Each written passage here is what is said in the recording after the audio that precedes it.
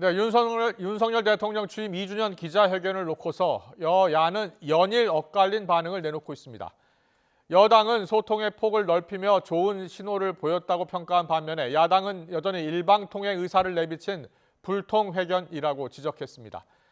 윤 대통령이 선수사 후 특검 방침을 밝힌 최상병 특검법에 대한 야권의 수용 압박도 거세지고 있습니다. 국회 연결해 알아봅니다. 이준엽 기자. 네, 국회입니다. 네, 윤 대통령의 회견에 대한 엇갈린 반응, 여야 반응 오늘도 계속 엇갈리고 있는 거죠? 네, 국민의힘 황우여 비상대책위원장은 라디오 인터뷰에서 기자들의 질문을 끊지 않고 최대한 받고 무슨 질문이든지 성실하게 답변하는 모습을 보였다며 좋은 신호라고 평가했습니다.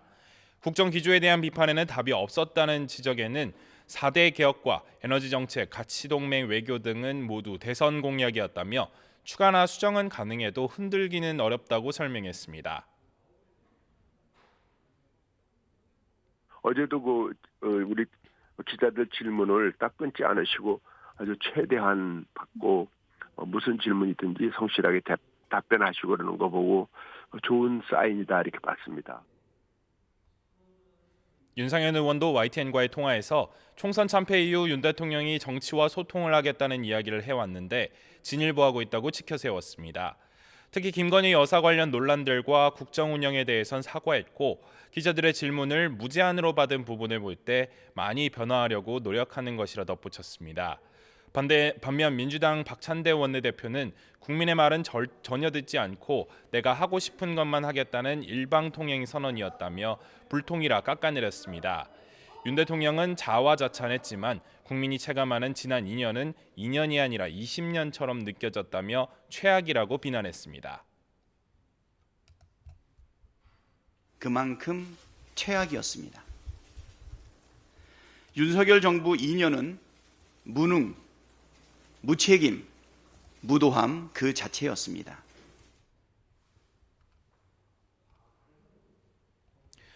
정청래 최고위원도 윤 대통령이 지난 정부 탓을 하기 바빴고 나는 잘했는데 국민이 몰라주니 언론과의 소통을 잘하겠다는 것이 기자회견의 핵심이었다고 지적했습니다. 변화와 혁신 없이 이대로 쭉 가겠다는 뜻으로 받아들여진다며 어제 기자회견은 반성과 성찰, 변화와 혁신, 비전과 염치 없는 리피트, 어게인이었다고 날을 세웠습니다. 네, 여야가 정반대의 반응을 보이고 있는 건데요. 최상병 특검법과 관련해서도 대치가 격화하고 있다고요? 네, 어제 윤 대통령이 선수사 후 특검, 다시 말해 조건부 수용 의사를 밝힌 게 사실상 거부권을 뜻한 것이라는 해석이 나오면서 법안 재표결 관측도 제기되고 있습니다. 오는 14일 국무회의에서 대통령이 제2요구한 의결, 즉 거부권을 행사할 수 있다는 전망도 나오고 있는데요. 야권은 오는 28일 본회의를 열어 21대 남은 국회 임기 안에 반드시 법안을 처리하겠다는 입장입니다. 민주당은 거부권 행사가 책임 모면이고 진실에 눈을 감는 것이라며 법안의 조건부가 아니라 전면 수용하라고 목소리를 높였는데요. 강유정 원내대변인은 브리핑에서 총선의 회초리가 국민적 분노의 화염이 되지 않도록 특검을 수용하라며 진실하다면 거부해서는 안 된다고 지적했습니다. 민주당은 이미 여당 의원 몇몇이 찬성 의사를 공개적으로 밝혔다면서 향후 재표결 시 여권 이탈표에 대한 기대감도 드러냈습니다. 당론에 따라서 반대하는 것이 정말로 양심에 꺼려진다라고 생각되는 의원들은 소신 투표도 할 수 있을 것이다. 그런 기대는 저희들이 하고 있습니다. 네, 반면 국민의힘은 야권이 밀어붙여 탄생한 공수처에서 이미 수사가 진행 중인데 그 결과를 지켜보자는 걸 왜 못 믿느냐며 반발하고 있습니다. 황우여 비대위원장은 라디오 인터뷰에서 야권이 주장하듯 이렇게 여러 가지 특검을 하는 건 전례가 없다면서 수사 결과가 부족하면 바로잡는 특검이 낫다고 주장했습니다. 이탈표 전망에 조정훈 총선백서 TF위원장은 단일 대우는 이재명 원팀인 민주당의 문화일 뿐이라면서도 여당 의원들은 다들 대통령이 제시한 해법을 따를 것이라 내다봤습니다. 헌법과 개인의 양심에 따라서 판단할 문제인데요. 네. 방금 말씀하신 단계적 방법이 최상병의 억울한 죽음을 해명하는 데 더 효과적이다. 이건 합리적인 추론입니다. 다만 앞서 특검법 찬성 의사를 밝힌 안철수 의원은 오늘 라디오 인터뷰에서 당론과 어긋나더라도 찬성표를 던지겠다는 입장을 재확인했습니다. 네, 야권은 특검법 압박 수위를 점차 더 높이고 있는 거죠? 네, 민주당 소속 22대 국회 초선 당선인들은 오늘부터 최상병 특검법 수용을 요구하며 비상행동에 돌입했습니다. 조금 전 초선 당선인은 물론 박찬대 원내대표와 추미애 당선인 등 중진 의원까지 모두 30여 명이 모여 선포식을 열고 특검을 수용하라고 목소리를 높였습니다. 매주 평일 하루에 10명 이상 국회 본청 앞에서 천막농성을 하겠다는 계획인데요.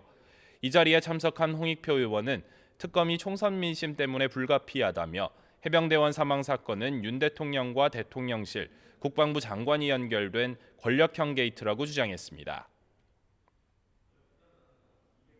해병대원 사망 사건의 연루자는 우리도 잘 알고 있지만 윤석열 대통령 본인 그리고 대통령실. 농성을 처음 제안한 윤종군 원내대변인은 거부권이 행사된 이후 대응하면 좀 늦다고 판단했다며 초선들이 먼저 결기 있는 모습을 보여주기 위해 시작했다고 취지를 설명했습니다. 민주당은 특검법 재표결은 물론 22대 재추진 가능성도 염두에 두고 범야권 공조에도 박차를 가하고 있습니다. 박찬대 원내대표는 오늘 조국혁신당 황운하 원내대표와 정의당 장혜영, 새로운미래 김종민, 개혁신당 양향자, 기본소득당 용해인 원내대표를 차례로 만납니다. 네, 국민의힘은 현재 이제 황우여 비대위원장이 있고요. 비대위원들이 아직 인선이 안 됐습니다. 비대위원 인선 작업에 박차를 가하고 있다고요? 네, 국민의힘 황우여 비대위원장은 YTN과의 통화에서 당 사명으로 꼽히는 차기 정책위의장을 정하는 것이 가장 중요한 상황이라고 밝혔습니다. 황 비대위원장과 인선을 논의해야 하는 추경호 원내대표는 오늘 기자들과 만나 드릴 말씀이 없다며 아직은 말을 아꼈습니다. 국민의힘은 오는 13일 나머지 비대위원 인선까지 모두 마무리하는 것을 목표로 하고 있습니다. 그 이상 지금은 드릴 말씀이 없습니다. 하나하나 정해지고 또 말씀드릴 사항이 있으면 제가 여러분에게 직접 또 보고 드리도록 그렇게 하겠습니다. 당내에서는 전당대회 규칙 변경 여부나 개최 시기가 늦어질 거란 전망을 두고서 논란이 이어지고 있습니다. 친윤 핵심으로 꼽히는 이철규 의원은 방송 인터뷰에서 당의 제도를 바꾸는 건 관리형 비대위가 아니라 당 총위로 선출된 지도부가 당원의 뜻을 물어 바꾸는 게 옳다고 주장했습니다. 이에 대해 황 비대위원장은 전당대회 시기를 정하는 문제는 비대위에 믿고 맡겨야 한다는 뜻을 강조했습니다.